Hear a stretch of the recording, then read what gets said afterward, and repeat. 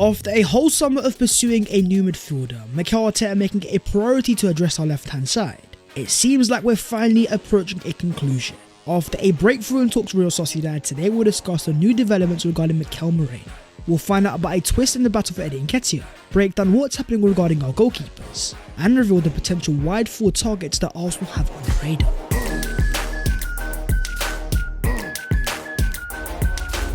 Yo, what is going on, guys? My name is Baz14. Welcome back to Boys Channel, and I hope you guys are doing sensational as always. The regular updates are back and we've got some big news today.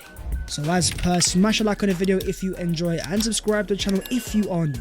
Help your boy on his road to 300,000 subscribers. But starting off with a breaking Merino update. In Mikel Merino's quest to complete this Arsenal side make us that much more balanced, despite urges from Arsenal fans to go and sign an attacker. As Rodrigo confirmed today, our priority is the midfield. The target of course being Mikel Merino, a Real Sociedad midfielder 28 years of age, who as Mikel Merino confirmed, has already communicated his desire to join Arsenal. Negotiations are progressing as planned. Despite Atletico and Barca both wanting the player, many reports in Spain have confirmed that Merino is giving Arsenal all priority. The idea of working Mikel Merino has got him mesmerised. So with the recent report from Rodrigo that Arsenal were talking about payment structures, the deal was advancing and getting closer. We now have a team using ticks bumper, saying Mikel Merino will be done to Arsenal next week. An Arsenal ITK that has been right so many times in the past believes this one is now going to get over the line. And wait till you guys hear the price tag. According to Con Harrison, Arsenal have agreed a fee of £17 million with Real Sociedad. The final deals are now being sorted out. Then the player will arrive in London for his medical. This is exactly why Arsenal have been taking their time. Just like the case of Ricardo Calafiori, showing market authorities to negotiate at their pace, trying to get their deal down as much as possible. Edu Gaspar and co have done fantastic in the transfer window, negotiating at their terms and not being taken for granted. Unlike other clubs like Chelsea who always pay over the odds, things are definitely getting very intriguing at Real Sociedad. With the departure of Merino looking imminent, there's all the focus on Martin Zubimendi, a former Arsenal target that has been chased by Liverpool. Fabrizio Romano confirms that many clubs have tried to convince Martin Zubimendi in the last few years. Barca, Bayern, Arsenal and many clubs spoke to the player, but he wasn't ever keen on the move. It's important to clarify though, Arsenal will never negotiate with Zubimendi this summer, and there's a reason behind that. Having spent £105 million last year on Declan Rice, despite thriving as a number 8 towards the end of last season, the long-term plan was to always have him as our number 6, focus on his elite ability to win his duels, thrive deeper in the pitch, with the license to go and roam when needed to. Where Martin Zubimendi thrives more as a number 6, Mikel Merino is the far more natural number 8, showing that he's thrived on the left-hand side, commanding that Sociedad midfield. Last year, according to Who Scored, he was the highest rated central midfielder in both La Liga and the Champions League. If we can get that calibre of player for under £20 million, then Arsenal might have got one of the bargains of the summer. All eyes now turn to Fabrizio Romano. Is it only a matter of time before we get the 3 famous words? Well, talking of those words, we have got that for another player coming to North London, but this time to our rivals Tottenham Hotspur. Fabrizio Romano confirming Dominic Solanke to Tottenham, here we go, having agreed a deal of £65 million, a record fee for Spurs. It all makes it that much more intriguing for Eddie Nketiah. Despite being chased by Marseille, looking to replace Solanke and with money to spend, as Graham Bailey confirmed, Bournemouth have made an inquiry for Nketiah, but the player only wanted Marseille. And I can totally understand that. The idea of going to a Champions League club, working under an elite coach Roberto De Zerbi, as reports in the UK confirm Nketiah's focus on running Marseille, with De Zerbi pushing hard for the deal. Then we got some more breaking news from David Ornstein. Arsenal are ready to sanction Eddie Nketiah's exit to Marseille, with a proposed season-long loan with the obligation to buy in the region of €30 million. Personal terms for the striker have been agreed on a 5-year contract. The ball is now in Marseille's court to decide if they proceed or not, with even team using ticks confirming Arsenal will accept a loan with the obligation of €30 million. There are some Arsenal fans asking, can we demand a little bit more? For an England international player that's proven at 25 years of age, having seen strikers less experienced go for more money, for Arsenal's sake the best that we can do is get this deal done as soon as possible. With less than a month left of the window, the departure of Eddie allows us to go and make a new signing. So as reports in France confirm, extremely reliable sources can confirm that once again, Nketiah's agent is currently in Marseille. Moving on to Arsenal's winger targets. With the departure of Eddie Nketiah all but inevitable, the recent departure of £35 million of Emile Smith-Rowe, it looks like Arsenal will be allowed to go out there and sign a forward. Not only with the space to go and make a deal happen, but also the finances. We've talked about strikers and Victor Osimhen, alongside reports linking us to Victor Gyökeres, but it's actually in the wide forward department where the dominoes are starting to fall. Starting with the Fabrizio Romano RKO, who confirmed out of nowhere that Pedro Neto to Chelsea, here we go. after Wolves accepted a bid worth €60 million, an Arsenal target was off the market. A player that reportedly Mikel Merino has always liked. I think the reason for not signing him all falls down to his injuries. For that level of price tag, you want certainty. Having missed over 100 matches since 2020 via injury, I can totally understand why Arsenal didn't take the punt. But with Neto off the market and going to Chelsea, in a squad that already has over 40 players, there are some Arsenal fans that are starting to make up their own rumours. Looking at a Chelsea player formerly wanted by Mikel Merino, once willing to spend over £60 million on, we of course are talking about Mikel Merino, which has definitely caused a lot of friction in the fan base. Some fans still believe Mikel Merino has what it takes to maximise Madrid's pace and fundamentals, coaching him into a top wide forward.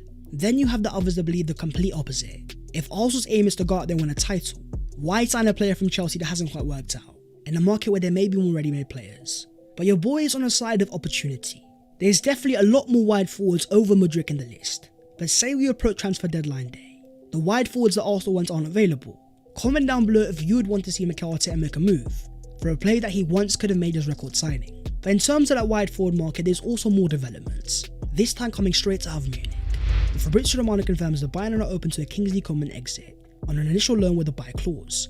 Bayern need outgoing to complete new signings, and Coman is one of the club's top earners.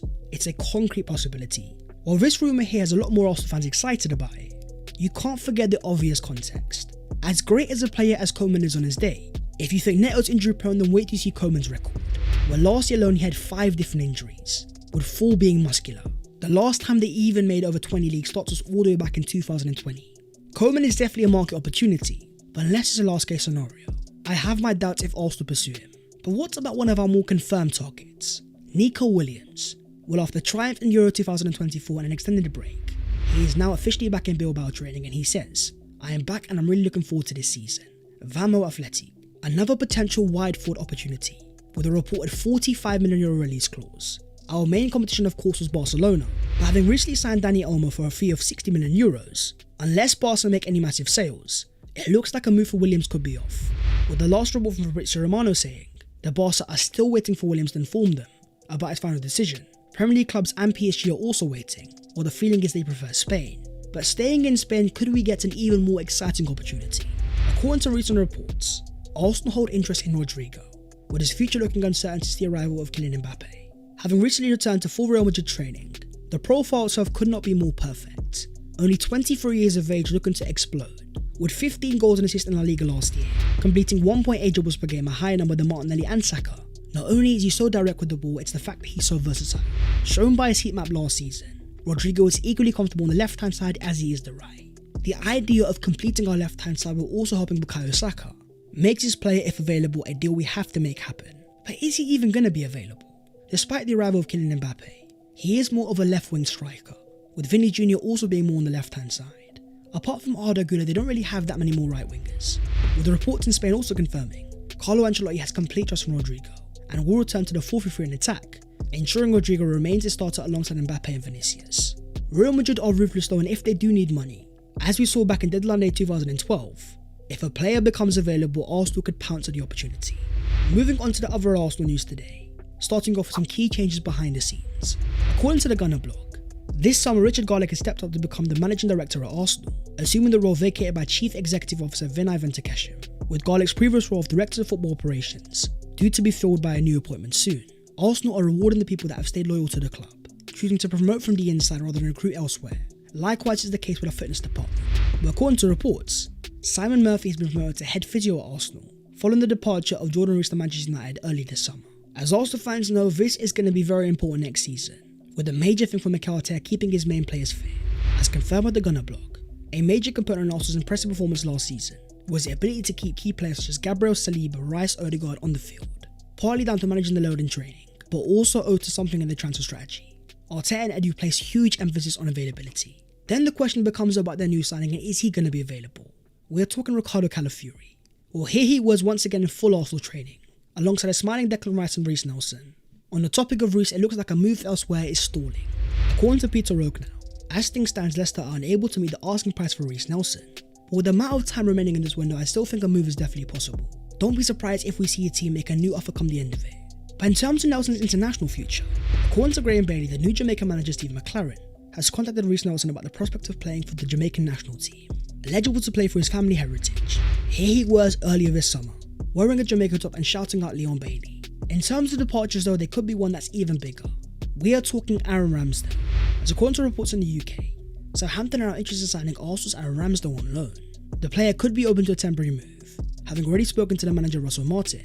However, as things stands, Arsenal are not considering loan deals for Ramsdale, which makes a lot of sense because Arsenal have a lot of market power. Not only is Ramsdale under a long-term contract, but with other teams like Crystal Palace potentially having more money to spend. By waiting for the right opportunity, Arsenal could get a lot more right now. But here was Ramsdale come the end of last season, in the Southampton away end as they played in their playoff finals, dressing up as Hagrid from Harry Potter. But with all the reports of Carl Hein reportedly going to Real Valladolid, if Ramsdale is also to leave, will that force Arsenal into the market to go and sign a new goalkeeper? That is the video there and there though, so hopefully you guys have enjoyed. If you have, don't forget to smash like and also subscribe to the channel if you are new. If you want to follow your boy on all of his social medias, then the links are down in the description. But that was the latest episode of the Transfers FC. I hope you guys are enjoying the regular updates as we approach the potential here we go for Mikel Merino and the massive game against Lyon. I'll see you guys very soon. Take care. Bye.